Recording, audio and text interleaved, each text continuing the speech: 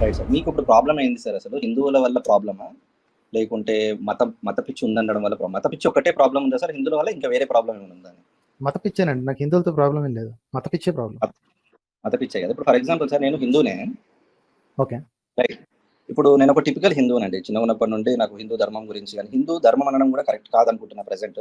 మీతో మాట్లాడేటప్పుడు I was thinking that హిందువుని ఒక మతం లాగానే చూద్దాంలేండి, ప్రాబ్లం లేదు. మీకు హిందూ ఒకవేళ ప్యూర్గా మతం అయితే మత పిచ్చి అనేది ఉంటుందండి ఖచ్చితంగా కదా. అది ఏ మతం అయినా సరే. ఎందుకంటే వాళ్ళది ఒక ఏమంటారు, ఒక ప్రాక్టీసెస్ ఉంటాయి, ఒక కల్చర్ ఉంటుంది, ఒక ట్రెడిషన్ ఉంటుంది. లైక్ పేరెంట్స్ని ఎట్లా రెస్పెక్ట్ ఇవ్వాలి, లేకుంటే ఎవ్రీథింగ్ అనుకోండి. అయితే మన మతాన్ని పక్కకు పెట్టేద్దామండి. ఇప్పుడు ఫర్ ఎగ్జాంపుల్ ధర్మం అనేది ఉంది. ధర్మం ఇంపార్టెంటే కదా. ధర్మం మీరు డిఫైన్ చేయాలి సార్. ఎగ్జాక్ట్లీ. ధర్మం అంటే ఏంటిదంటే అండి, మనకి ఇప్పుడు నేచర్ అనేది ధర్మానికి డైరెక్ట్గా చెప్పాలంటే ప్రకృతి అని చెప్పుకోవచ్చు మనం. మనం ప్రకృతికి రెస్పెక్ట్ ఇస్తే ప్రకృతి మనకి రిటర్న్ గా అదే ఇస్తుంది. మనం ఏదైతే ప్రకృతికి ఇస్తున్నామో ప్రకృతి రిటర్న్ గా ఇచ్చేదే ధర్మం అనమాట. సో ధర్మం అనేది ఎలా ఉంటుంది అంటే, ఇప్పుడు అగ్నికి ఒక స్వభావం ఉంటుంది, ఆ ధర్మాన్ని అది పాటిస్తూ ఉంటుంది. ఒకసారి అగ్ని అనే స్వభావం పోయినప్పుడు దాన్ని అగ్ని అనం మనం, ఇక నిప్పు అనలేమన్నమాట. అట్లనే మనిషికి ఒక స్వభావం అనేది ఉంటుంది, రైట్. ఈ స్వభావము, ఈ గుణాలు ఏవైతే ఉన్నాయో ఈ థింగ్స్ నే ధర్మం అంటాం. అయితే ధర్మాన్ని కాపాడే ప్రయత్నంలో, ధర్మాన్ని ఏమంటారు ప్రభావితం చేయే ప్రయత్నం అనొచ్చు, లేకుంటే ధర్మాన్ని ప్రోత్సహించే ప్రయత్నం కావచ్చు, ఇట్లాంటి ప్రయత్నంలో పుట్టిందే మతం అండి. అయితే ప్రాబ్లం ఏంటంటే మీరు ఏం చేస్తున్నారు, అన్ని మిక్స్ చేసేస్తున్నారండి. మీరు హిందువులను తిడుతుంటే మొత్తం ఇప్పుడు మీరు ఏమన్నారంటే మెసేజ్ ఏం పెట్టారు, 80% హిందువులు కాదు అని మనం ఒక కంక్లూజన్కి వచ్చాము. బికాస్ ప్రాక్టీసెస్ సరిగా చేయరు అదని అంటున్నారు, బాగానే ఉంది. I just put one more word. ఇప్పుడు ఫర్ ఎగ్జాంపుల్ స్కూల్ ఉందండి, స్కూల్లో పిల్లలు మీ డిస్కషన్స్ ఎలా ఉన్నాయంటే, నాకు మీ డిస్కషన్ సిల్లీగా ఎందుకు అనిపిస్తుంది, మీరు క్లారిఫై ఇవ్వండి. నా పాయింట్ ఆఫ్ వ్యూ చెప్తున్నాను. నేను ఒక క్వశ్చన్ అడుగుదాం జస్ట్ ఫినిష్ ద పాయింట్ అనుకోండి. I just finish the point, just single point. Me discussion నాకు సిల్లీగా ఎందుకు అనిపించింది అనే దానికి చిన్న రీజన్ చెప్తున్నాను. ఇప్పుడు ఫర్ ఎగ్జాంపుల్ స్కూల్స్ ఉన్నాయండి ఆల్ ఓవర్ ద వరల్డ్. అన్ని స్కూల్స్ యూనిఫామ్ వేసుకుంటారు, టై కట్టుకుంటారు, బెల్ట్ పెట్టుకుని పోతా ఉంటారు అన్నమాట. దూరం నుంచి చూసేవాడికి ఏమనిపిస్తుంది అంటే, వీళ్ళేంద్ర యూనిఫామ్ వేసుకొని పోతున్నారు, యూనిఫామ్ వల్ల చదువు వస్తుందా అని డిస్కషన్ స్టార్ట్ అయితే సిల్లీగానే ఉంటుంది కదండి. సో ఎంత సిల్లీగా ఉంటుందంటే, but end of the day ఒక యూనిఫామ్, ఒక స్కూల్, ఒక డిసిప్లిన్ ఫైనల్ గా వాడిని ఒక ప్రొఫెషనల్ చేస్తుంది. ఆ ప్రొఫెషనల్ అవ్వడం అంటే ఆ ధార్మికంగా మారడానికి మనిషి ఒక సమాజంలో ఉపయోగపడాలని. కాబట్టి ఆ యూనిఫామ్, ఆ స్కూల్, కాన్స్టిట్యూషన్ అనేది ఫామ్ అయింది. దాన్ని మత పేరుతో ఇప్పుడు ప్రజలు అనేది ఫాలో అవుతున్నారు అనమాట. అయితే నా కన్సర్న్ ఏంటంటే, హిందూ మతం అనేది it is somehow it is very required and సొసైటీకి ఉపయోగపడుతుంది. ఇప్పటివరకు సొసైటీని డ్యామేజ్ చేసింది హిందూ మతం కాదు, వేరే మతాలు కావచ్చు, వేరే కల్ట్ కావచ్చు, వాళ్ళు వచ్చి మన మతాన్ని, మన యొక్క కల్చర్ ని స్పాయిల్ చేయడం వల్ల ఇలా అయిందండి. అది మీకు కూడా తెలిసే ఉండొచ్చు, ఎందుకంటే పాస్ట్ నుంచి వస్తున్న సిచ్యువేషన్స్ అవే అనమాట.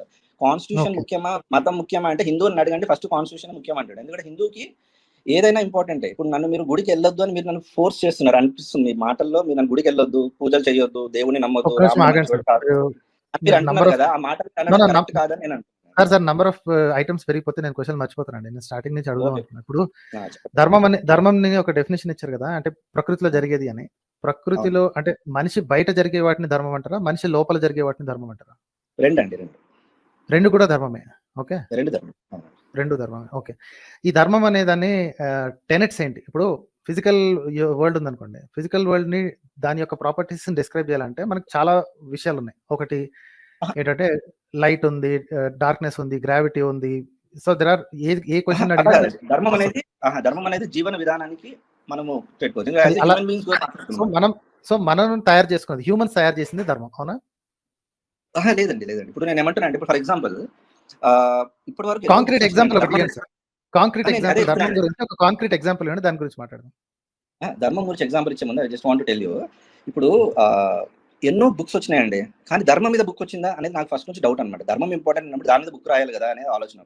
మరి ధర్మం అంటే ఏంటి మీరు చెప్పాలి కదా సార్. బుక్ రాయలేదు, ఎవరు చెప్పట్లేదు నాకు. ధర్మం అంటే మరి మీరు చెప్పండి సార్, ధర్మం అంటే ఏంటి? ధర్మం అంటే ఏంటి అసలు? అదే చెప్తున్నా అండి, ధర్మం అంటే నేచర్ అండి, న్యాచురల్ గా బిహేవ్ చేయడం అనేది. న్యాచురల్ గా బిహేవ్ చేయడం అంటే మనకి రెండు కాళ్ళు ఉన్నాయి సార్, రెండు కాళ్ళతో నడుస్తామండి. రెండు కాళ్ళతో సరే చెప్పండి. ఇది చాలా ఇంపార్టెంట్ పాయింట్ అండి, మనం ఈజీగా రిజాల్వ్ చేయలేము. But let me explain. One line explain చేయడానికి రాదు, బట్ ఐ విల్ ఎక్స్ప్లెయిన్. ధర్మం, న్యాయం. సరే, న్యాయం ధర్మం ఉంటుంది కదా. ధర్మం మాత్రమే మాట్లాడతాం, న్యాయ సంగతి తర్వాత ధర్మం మాత్రమే చెప్పండి సార్. అదే సార్, కొన్ని విషయాలు అర్థం చేసుకున్నట్టు కొన్ని విషయాలు యాడ్ చేసుకోవాల్సి వస్తుంది. Let me explain. There is nothing wrong కదా. ఒక పాయింట్ ఎక్స్టెండ్ అవ్వడం వల్ల పెద్ద ఇష్యూ కాదు. Let me explain. ఇప్పుడు న్యాయం ధర్మం ఉంటుంది. న్యాయం ప్రకారంగా ఫర్ ఎగ్జాంపుల్ నేను మీకు మీరే నాకు ఒక 10 లక్షలు ఇచ్చారనుకోండి, డాక్యుమెంట్లో రాసుకోలేదు అనుకున్నాం ఫర్ ఎగ్జాంపుల్. న్యాయం ప్రకారంగా డాక్యుమెంట్లో లేదు కాబట్టి నేను నీకు రిటర్న్ ఇవ్వాల్సిన అవసరం లేదని కోర్టు తీర్పు ఇచ్చేసింది. అదొక న్యాయం అనమాట. న్యాయం ఏం చేస్తుందంటే రిటర్న్ డాక్యుమెంట్స్ విట్నెసెస్ మీద బేస్ అయ్యి ఇద్దరి మధ్యలో ఒక ఏమంటారంటే ఒక సంధిని క్రియేట్ చేస్తుంది అనుకున్నాం.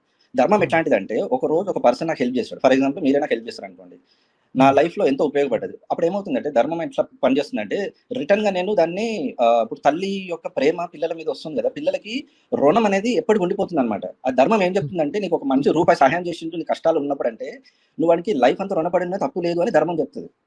ఇంకో రూపాయి ఎక్కువ ఇచ్చినా తప్పు కాదంటది. కానీ న్యాయం అట్లా కాదన్నమాట. న్యాయం అంటే మనం ఇది మీరు చెప్తున్నారు ఇదే ధర్మం డెఫినేషన్ సార్. డిస్కషన్ అన్నాక ఒక మాట మీద ఒక మాట నాది ఉంటుంది, మీరు లాజిక్ చేయదు. ఓకే, ధర్మానికి ఇది డెఫినేషన్ అనేది మీరు ఇప్పటివరకు చెప్పలేదు. ఒక ఎగ్జాంపుల్ ఇచ్చారు నాకు. Okay fine, no problem. Example ద్వారానే నేర్చుకుందాం అందరం.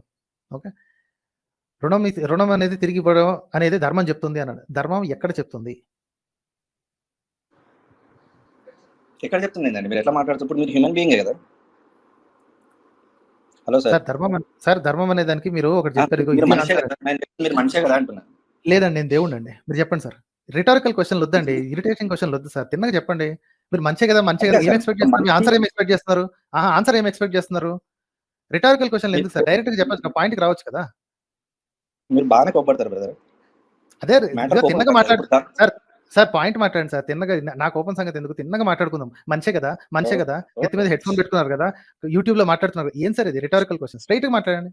ధర్మం అనేది ఎక్కడ రాసి ఉందని అడుగుతున్నాను.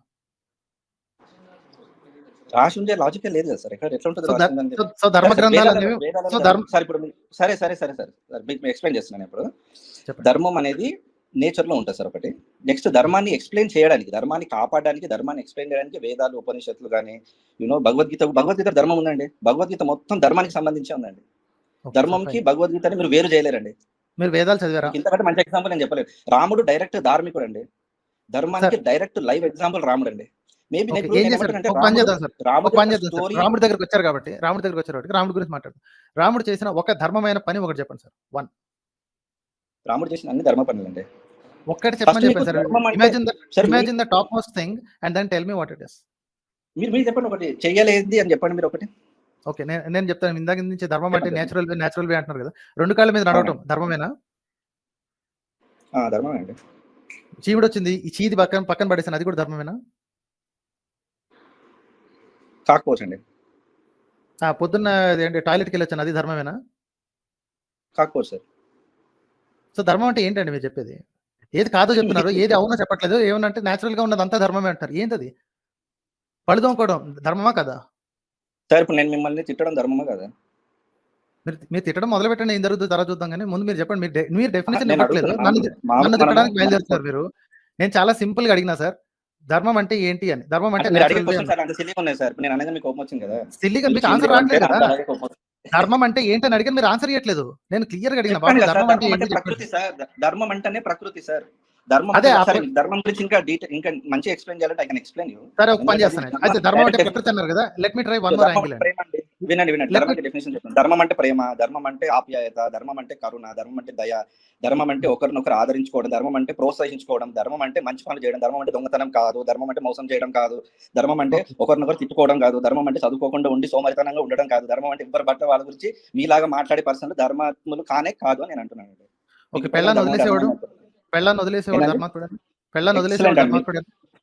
ఎక్సలెంట్ క్వశ్చన్ అడిగారండి మీరు. చెప్పండి. అవును, ధర్మాత్ముడు అండి. పెళ్ళాన్ని వదిలేసేవాడు ధర్మాత్ముడే. 100% ధర్మాత్ముడు అండి. పక్కనోడు పెళ్ళ మీద కన్నేసేవాడు ధర్మాత్ముడేనా? కాదండి. కాదు, ఇంద్రుడు అయితే దుర్మార్గుడు అనమాట. Okay, very good. నెక్స్ట్ ఇది సో పెళ్ళాన్ని వదిలేసేవాడు ధర్మాత్ముడే. ధర్మాత్ముడే అండి. ఓకే. సో ఇది మీ ధర్మం అంటారు. పెళ్ళాన్ని వదిలేయటం అనేది ధర్మాత్ముడే కాబట్టి, సో ఇది మీ ధర్మం అంటారు.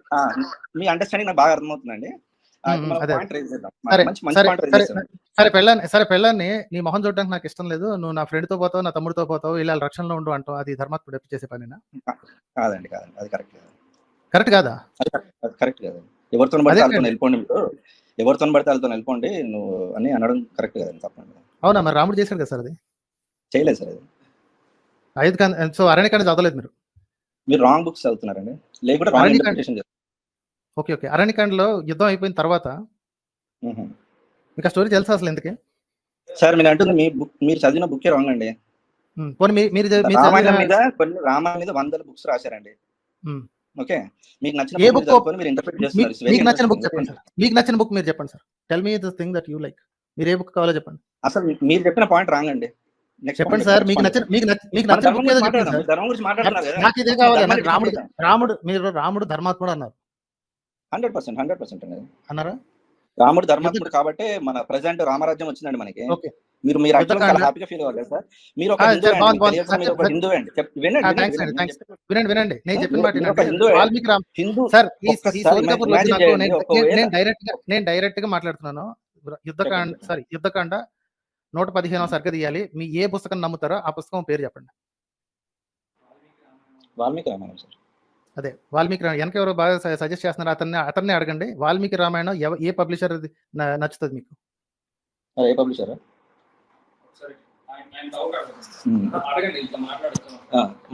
సార్ మా ఫ్రెండ్ మాట్లాడుతున్నా, మాట్లాడొచ్చా? ఇవ్వండి సార్.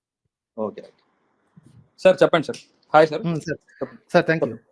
సరే ఇప్పుడు చెప్పండి సార్. రాముడు ధర్మాత్ముడు అన్నాడు. లేదు. సో మీరు చదివిన దాని ప్రకారంగా రాముడు, నేను చదివిన దాన్ని కాదండి. యుద్ధకాండ 115వ సర్గ తీయమని చెప్తున్నాను. మీ పుస్తకం ఉందా? రామాయణం ఉందా పక్కన?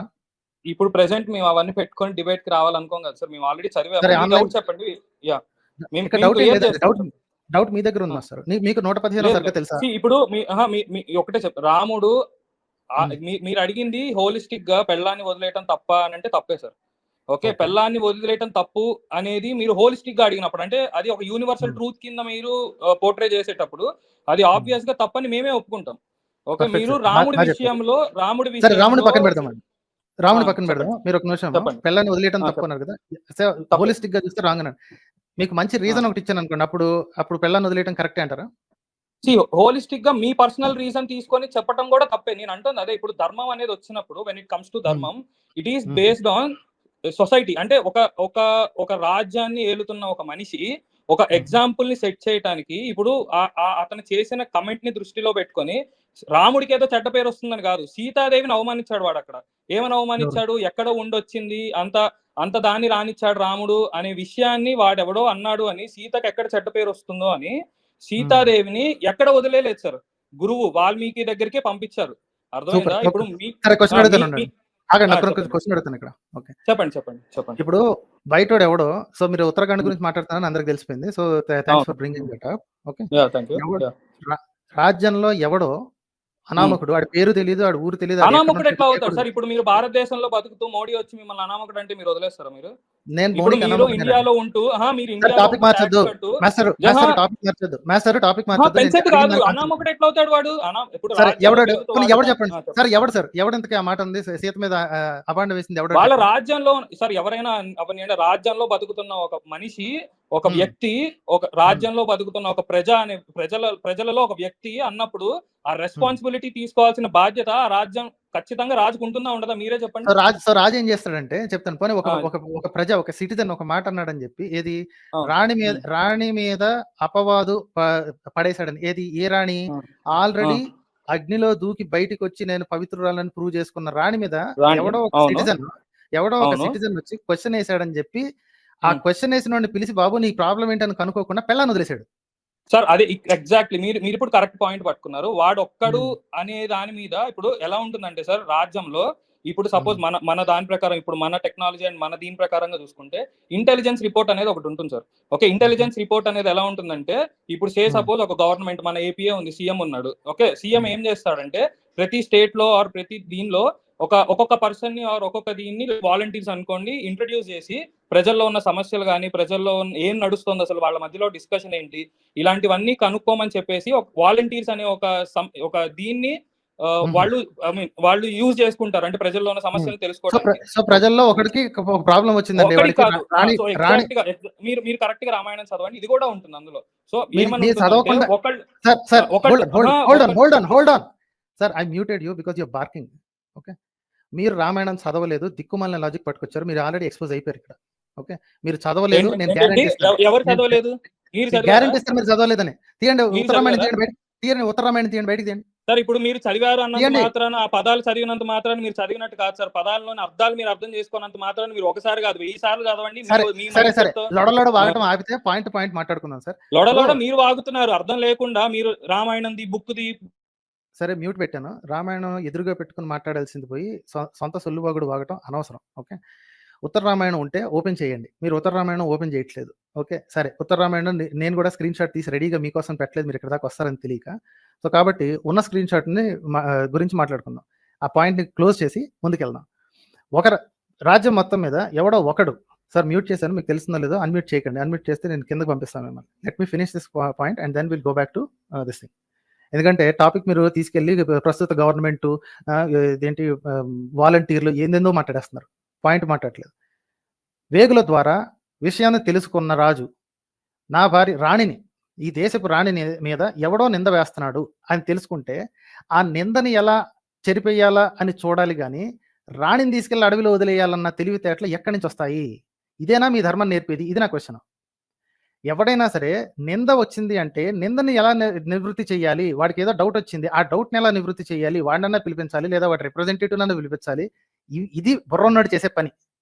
అంతేగాని నా రాజ్యంలో ఎవరో నా రాణి గురించి తప్పుగా అనుకుంటున్నారంట, ఈ రాజు డైరెక్ట్గా వెళ్ళి చూడలేదండి రాముడు. ఎవడో మంత్రి ఎవడో ద్వారా చారుల ద్వారా తెలుసుకుని చెప్తే సొంత పిల్లాన్ని తీసుకెళ్ళి అడవిలో వదిలేస్తున్నాడు. ఓకే. ఇది నేను క్వశ్చన్ చేసింది. మీరు ఆ రామాయణం చూసినట్టున్నారు, అందుకని హర్ట్ అయినట్టున్నారు. ఎనీవే మీరు చూసారో లేదో నాకు అనవసరం, కానీ దిస్ ఇస్ మై క్వశ్చన్. ఇప్పుడు మీరు ఆన్సర్ చెప్పండి sir. I'm unmuting you. Okay done sir. ఇప్పుడు మీ ప్రకారంగా ఎవరైతే తప్పుగా మాట్లాడారో సీతాదేవి గురించి, మీ ప్రకారంగా I mean according to your explanation, వాడిని తీసుకొచ్చి నీ డౌట్ ఏంటి బాబు అని చెప్పి వాడి డౌట్ తీరిస్తే అయిపోయేదానికి ఎందుకు అడవులకు పంపించాడు? ఇదేనా మీ ఎక్స్ప్లెనేషన్? ఇదేనా మీ డౌట్? ఆమె క్లియర్? Okay done. ఓకే. ఈ రోజు ఒకడు వచ్చాడు సార్. ఓకే. వాడి ముందు ఏం చేయించాలి? సీతాదేవిని మళ్ళీ అగ్ని ప్రవేశం చేయించాలా? ఎలా ప్రూవ్ చేస్తారు వాడికి? చెప్పండి, మీరు చెప్పండి ఎలా చేస్తారు? ఎలా మీరు ఇప్పుడు నాకు డౌట్ లేదు, ఇప్పుడు ఆయన చేసిన పని కరెక్ట్ అనేది నాకుంది. మీ దాని ప్రకారంగా సో మీ ధర్మం ప్రకారం రాముడు ధర్మాత్ముడు కాబట్టి చెప్పండి సార్. రైట్. సో మీ ప్రకారంగా, నా ప్రకారంగా ఆయన చేసిన కరెక్టే. So I have no problem. So మీరు చెప్పిన దాని ప్రకారంగా వాడు ఎవడికో డౌట్ వచ్చింది, వాడిని ఎవరినో ఆ 10 మందిని డౌట్ వచ్చిన వాళ్ళు పోగేసుకొని తీసుకొచ్చి వాళ్ళ ముందు ప్రూవ్ చేస్తే అయిపోయేది కదా సీతాదేవి పతివ్రత అని. దానికి ఎవడన్నా తీసుకెళ్లి అడవుల్లోకి వదిలేస్తాడా అనేది మీ ఎక్స్ప్లెనేషన్. సరే అలా చేశాడే అనుకుందాం. మీ ఎక్స్ప్లెనేషన్ ప్రకారం రాముడు ఆ 10 మందిని పోగేసుకొని తీసుకొచ్చి, అరే కాదురా నా భార్య చాలా పెద్ద పతివ్రతరా, నేను కావాలంటే మీ ముందు అగ్ని ప్రవేశం చేసి చూపిస్తుందిరా అని చెప్పేసి వాళ్ళ ముందు అగ్ని ప్రవేశం చేసి చూపిస్తాడే అనుకుందాం. రేపు ఇంకొక 10 మంది తయారవుతాడు, మళ్ళీ పిలిపించాలా? రేపు ఇంకొక 20 మంది తయారవుతారు, మళ్ళీ పిలిపించాలా? ఇంకొక 100 మంది తయారవుతారు, మళ్ళీ పిలిపించాలా? అంటే మీ లాజిక్ ప్రకారంగా ఏం చేస్తే బెటర్ అనేది మీ ఉద్దేశం రాముడు ప్రకారంగా? అద్భుతం. సో దాని ఈజియెస్ట్ సొల్యూషన్ ఏంటంటే పెళ్ళాన్ని వదిలిపడతాం. పెళ్ళాన్ని వదిలేదు సార్. ఎగ్జాక్ట్ మీరు అండర్స్టాండింగ్ లో మీరు చేసుకునే అండర్స్టాండింగ్ ఆ లెవెల్ వరకే ఉంది. మీరు ఉత్తర రామాయణం చదవలేదు. లక్ష్మణుని కనీసం ఒక నిమిషం ఉండండి. కనీసం రాముడు సీత మొహం చూసి ఇదిగో ఇలా జరుగుతుంది సో కాబట్టి నీకు చేస్తానని కూడా చెప్పలేదని, సీత మొహం చూసి మాట్లాడే ధైర్యం కూడా చేయలేదు. ఉత్తర రామాయణం చదవలేదని నాకు అర్థమైపోయింది. రాముడు కనీసం సీత ఆగండి చెప్పండి. గీతా ప్రెస్ గోరఖ్పూర్ వాళ్ళ రామాయణం నేను చదివేది. ఓకే. ఇండియా మొత్తం మీద పుస్తకాలు అమ్మేది వాళ్ళే. వాడు కరెక్ట్ రామాయణాలు కబుర్లు చెప్పండి నాకు. వాడు డైరెక్ట్ గా రాసిన దాంట్లో కనీసం లక్ష్మణుడిని పిలిచి, శత్రుఘ్ని లక్ష్మణుని పిలిచి రేపు పొద్దున కల్లా తెల్లారితోనే సీతను తీసుకెళ్లి వాల్మీకి ఆశ్రమం ఎడ్జ్లో వదిలేసిరా. లోపలికి కూడా తీసుకెళ్లేదండి. మీరు చదవలేదు కాబట్టి నేను చెప్తున్నాను. లోపలికి కూడా తీసుకెళ్లేదు. ఎడ్జ్లో వదిలేసి మోర్చిపోతే తర్వాత వీళ్ళు చూసి ఋషికన్యలు చూసి పరిగెత్తుకొచ్చి అప్పుడు తీసుకెళ్తారు లోపలికి. అప్పటి వరకు వాల్మీకి కూడా తెలియదు అక్కడ సీతాదేవి పడిపోయిందని. ఇది మీ రాముడు చేసింది. కనీసం శిక్ష వేసేటప్పుడు సీతను పిలిచి, తల్లి నేను ఇదిగో ఎంతైనా సొంత పిల్లమే కదా, నీట్ గా పబ్లిక్ గా పిలిచి చెప్పొచ్చు కదా, ఇదిగో పబ్లిక్ ఇలా అంటుంది, నాకు నచ్చకపోయినా నేను వదిలేయాల్సి వస్తుంది అని. ఆ ధైర్యం కూడా చేయలేదండి రాముడు. మీరు వచ్చి ఇది మీ ధర్మం అంటున్నారు. ఇదా మీ ధర్మం? ఇలాంటి ధర్మాన్ని కాల్తో తినొచ్చు కదండి. రైట్. మీరు చెప్పిన ఎక్స్ప్లెనేషన్ మీ పర్స్పెక్టివ్ లో చాలా బాగా అనిపించింది నాకు.